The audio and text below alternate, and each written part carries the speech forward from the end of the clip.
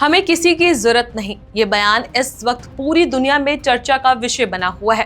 America के राष्ट्रपति Donald Trump ने ये बात तब कही जब उनके अपने ही सहयोगी देशों ने उनका साथ देने से इनकार कर दिया। मामला जुड़ा है दुनिया के सबसे अहम समुद्री रस्तों में से एक स्ट्रेट ऑफ हॉर्मुज से, जिसे ईरान ने घेर लिया है। इससे दुनिया में तेल सप्लाई पर असर पड़ रहा है और कई देशों में चिंता बढ़ गई है। ऐसे में ट्रंप ने अपने सहयोगियों से मदद मांगी, लेकिन जब ज्यादातर देशों ने ना कह दिया या चुप्पी साध ली, तो ट्रंप ने साफ शब्दों में कहा, अमेरिका को किसी की जरूरत नहीं है। अब सवाल ये है, क्या अमेरिका सच में इस संकट में अकेले पड़ रहा है? और अगर ऐसा है तो इसका असर पूरी दुनिया पर कितना पड़ेगा? तो आइए जानते हैं हम इस वीडियो में। नमस्कार, मेरा नाम है चेष्टा नागर और आप देख रहे हैं द हिंदी टॉप। दरअसल पूरा मामला मिडिल ईस्ट में चल रहे तनाव से जुड़ा है। ईरान और इजराइल के बीच बढ़ते टकराव के बाद हालात और बिगड़ गए हैं। ईरान ने दबाव बनाने के लिए हॉर्मुज स्ट्रेट को घेर लिया है। वही वो रास्ता है जिससे दुनिया का बड़ा हिस्सा तेल हासिल करता है। अगर ये रास्ता बंद होता है तो तेल की सप्लाई सीधे प्रभावित होती है और कीमतें तेजी से बढ़ने लगती है।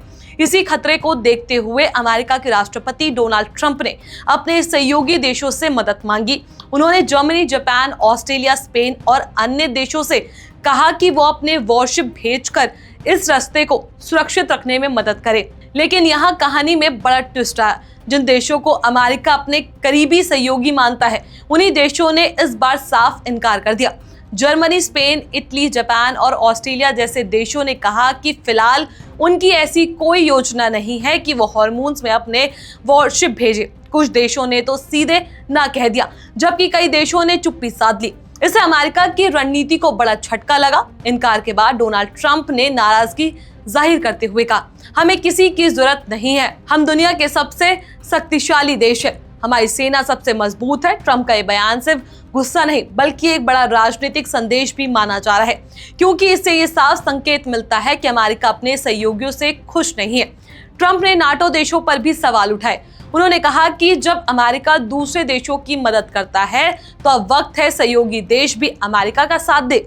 लेकिन जब ऐसा नहीं हुआ तो उन्होंने चेतावनी दी कि अगर सहयोगी देश मदद नहीं करते तो नाटो का भविष्य खतरे में पड़ सकता है। ये बयान नाटो के अंदर भी तनाव बढ़ा सकता है, क्योंकि संगठन का मकसद सामूहिक सुरक्षा है, लेकिन हर जंग में शामिल होना सभी देशों के लिए जरूरी नहीं होता।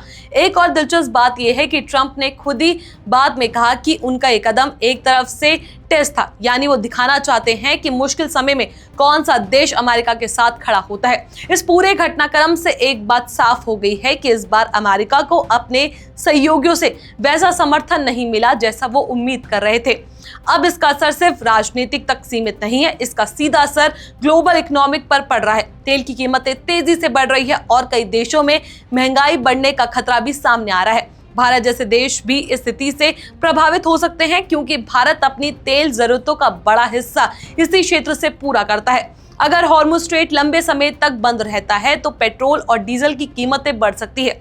यानी ये सिर्फ एक क्षेत्रीय संघर्ष नहीं बल्कि इसका असर पूरी दुनिया पर पड़ सकता है। तो कुल मिलाकर हालात काफी गंभीर होते जा रहे हैं। एक तरफ ईरान का दबाव, दूसरी तरफ अमेरिका अपने सहयोगियों से नाराज नजर आ रहा है। और सबसे बड़ी बात, इस बार दुनिया के कई बड़े देश इस टकराव से दूरी बनाकर चल रहे हैं। अब सवाल यही है कि क्या अमेरिका अकेले इस संकट से निपट पाएगा या फिर आने वाले दिनों में कोई नया मोड़ देखने को मिलेगा।